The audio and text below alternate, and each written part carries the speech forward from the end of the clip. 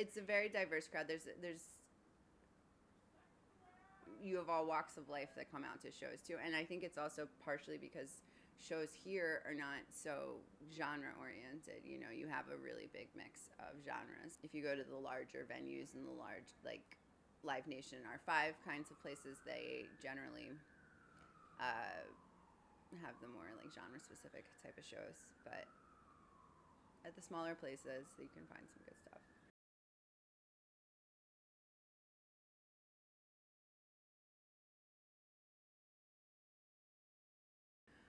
I also think that another thing wrong with the music scene is the responsibility does fall pretty heavily on the media um, in Philadelphia, and I work very directly with the media in Philadelphia, and I know there's outlets and contributors who are so dedicated to the scene and everything, but you know, you've got a couple weeklies, City Paper, Philly Weekly, and then you've got the online stuff like the Deli and the Key and everything that supports the local scene. But besides that, there's not a lot of like the Inquirer does not cover local music at all, local entertainment.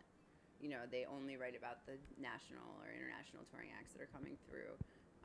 Why are they not? Why do they not have a blog? This is 2012. Why does the Philadelphia Inquirer not have a blog? You know, I think the media, I mean, across the board in the country, has not really grasped the evolving face of media as best as they can. There's definitely examples that are better than others, but I think in Philadelphia it's severely lacking, and I think that has like a lot to do with it. If they do cover local press, they generally cover the same artists, you know. There's this disconnectedness that exists here. There's incredible amount of talent that exists here. There's an incredible amount of facilities. You know, the rent is so much cheaper in Philadelphia, so there's incredible, like some of the best studios in the country are in Philadelphia. Some of the best venues, producers, like all of the resources that exist in the industry besides the like label kind of services that a label would provide exist here. They just don't work together. There's been this giant ship that's kind of resided on a lot of Philadelphians' shoulders for a long time who are in this industry that I think stemmed a lot from the Gamble and Huff era. I think Gamble and Huff did a lot of great things for the Philadelphia, you know, sound of Philadelphia. You can't argue that, you know. But there was this connection they had with the mafia, and I can't go too much into that. But since then, like, it's been a real struggle for artists to kind of like break out of the scene in Philadelphia, and so they've kind of, you know, and the ones that do literally break out of the scene in Philadelphia and take off. Like, I mean, G Love lives in Boston. What's that about? You know, I have a picture of him on my fridge from when I was in like sixth grade. You know, he's a Philadelphian, true and true. Um, and he's not here. The Roots aren't even here. Questlove just gave up his apartment. You know, so the ones that do kind of like start to see any kind of success or anything leave and kind of leave the people behind. I would definitely try to make there be more venues that are available to college age students. You know, you don't need to go. I mean, actually, ideally, I would love for high school students and stuff to be able to go to shows. Because honestly, I mean, I went to my first concert by myself, and I think I was a little late, and I was like 13.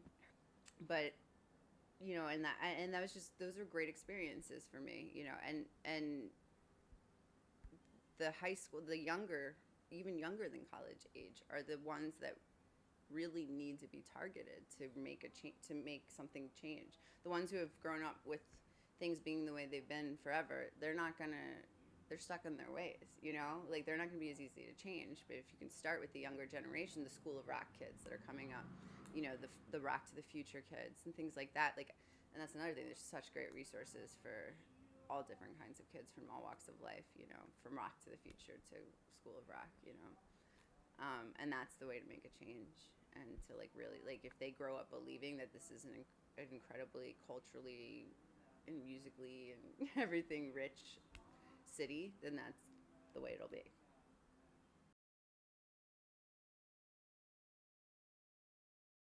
See, my dream for Philadelphia, my vision for Philadelphia is to be like the next Nashville or Austin, Texas, not New York or LA or Atlanta. To me, that's not a music scene. That's the business, like strictly the business. Not even the industry side of things. It's just I know I went up to New York not too long ago for a party with like Jay-Z and Nas and Common and stuff like that. And honestly, it reminded me exactly of why I love doing what I do, where I do it. Because it's not about the music. It's not about the culture. It's about the being seen, and that's a large part of what I do. Don't get me wrong, I am trying to get my artists to be seen and see and whatever and meet people, but at the same time, I think that what's really special about Philadelphia is that that's not the main ingredient or the main focus. That's kind of a result. That okay, if that happens, that happens. But it's not the main drive behind the people that are operating here. The main drive that behind the people that are operating here is to enhance the culture and the music and the art. And I think that's really what sets Philadelphia apart, and that's what sets cities like Nashville and Austin apart as well, I think. Oh, I definitely think the best is yet to come. Because yeah, that was a great scene that existed in Philadelphia. The soul, R&B. I mean, I go to concerts at the Dell in the summer, and I love sitting there listening to some old Gamble and Huff artists, but that's one section of what Philadelphia has to offer, and it's not representative of the entire culture overall. And I think that what is brewing here is a real representation of the entire, you know, amalgamation of what Philadelphia has to offer. I actually think social media has hurt the artists more than it's helped. Yeah, it definitely gives those who don't have the resources to get themselves to New York and get into a label meeting or anything like that, gives them the opportunity to get their music out there and like their message or whatever. But it's made it so much harder for you to be able to stand out. You have to really do something incredible to stand out. Social media doesn't just give you a one up. It's you have to like know what you're doing. You have to do it well. You know, just being able to blast out, like, be like, look, new track. That's not going to do it. Yeah. I think they're so busy trying to compete with Live Nation and AEG that they haven't really seen like the bigger picture, and that if they just stop focusing on like the big monopolies, if they all work together, they could really put something together where it makes it so easy and accessible and affordable, really being number one for the musicians and the fans. This is where you come and you pick up your musicians to take on tour. This is where you come and get your session musicians, whatever, and or use the facilities. I mean, Larry Gold's studio, for instance, which is now the new Milk Boy, is, I mean, everyone and their mom is recorded there, that are major platinum selling artists. And I think that's exactly what people see. It's just like this is a stopping off point on their way to everywhere else. The true passion for the craft and the art is so important. The willingness and ability for the players, on all sides to work together, because in an era of social media, and what's really significant about it is that what drives it is sharing. This is a time where, I mean, every new track that's coming out is this person collaborating with this person, this genre melding with this genre. Like, it's all about the sharing and working together and building each other up.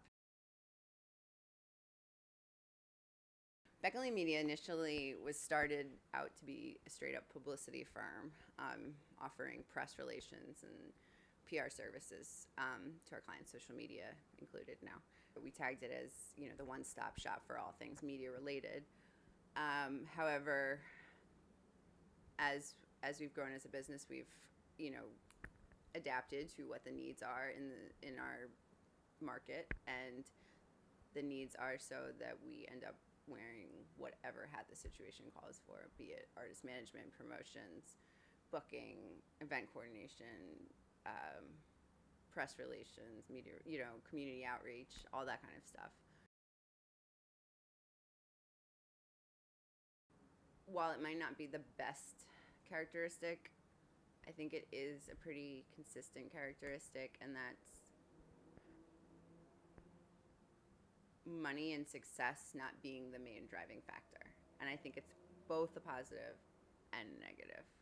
I mean, sometimes you need to reach for the stars, but at the same time, if that's all you're reaching for, you're never going to see what's in front of you.